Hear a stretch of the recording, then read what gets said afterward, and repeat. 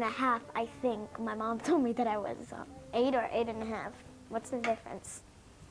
2, 3 to the E. 2, good. I was watching a video about a gypsy guitarist named Django Reinhardt, and at one point they showed these young kids playing amazing guitar. I was completely floored.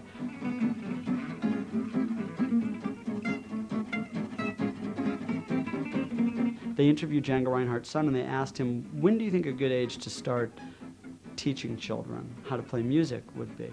And he said, well, yeah, we want to wait till their hands are big enough and everything. I'd say 6 is a good age to start. And at that point I was working with 7-year-olds. So I knew what I had to do.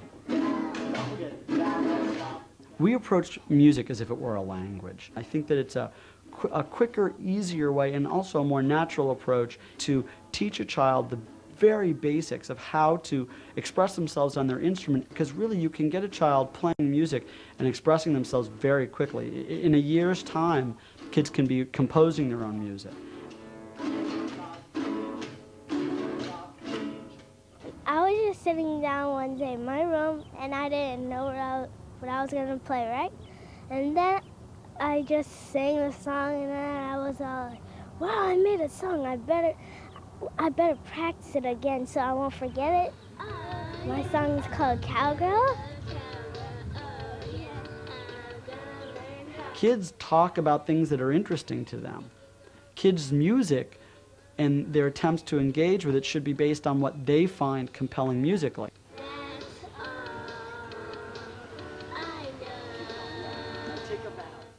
So I decided to start recording the kids. I thought it'd be nice to make them sort of a souvenir tape of themselves playing, and that quickly spiraled out of control. I'm a cowgirl, oh yes, I'm really a cowgirl, oh yes. As I wake up in the morning, I wonder what to do today. So then I say, jump, jump, jump until the night comes. Early up in the morning. Of course, the great thing is that the recording studio is the school. We bring everything in there. The sound engineers, all the equipment. You know, I come in, I look like Spaceman Spiff. I've got headphones and antennas and, you know, boom mics and fancy gizmos. And the kids love that.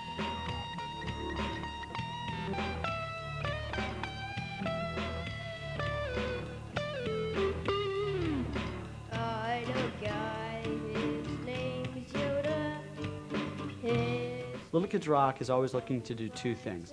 Get free musical instruments into the hands of kids in the public schools, especially low-income kids, and also provide them with a quality, meaningful music instruction.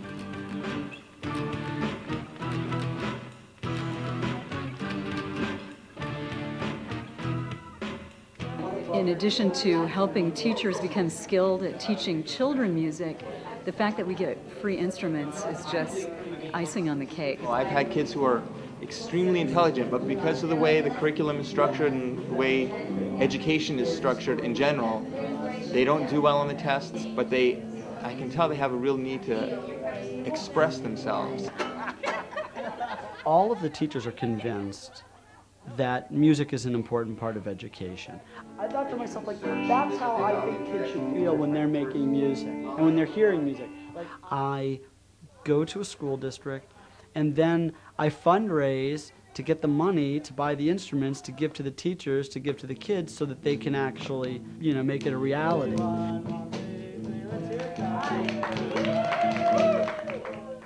Little Kids Rock teaches whoever comes in the front door, kids from all over Central and South America, all parts of Asia, Eurasia, because I think a lot of times they're the ones who go to the public schools. Their parents don't have the resources to send them to private schools, but it's a real rainbow of kids that we work with, which makes it, of course, more interesting. We want to be in your neighborhood. We want to be at every school because I think that this kind of programming is really timely for students just about anywhere, at any public school.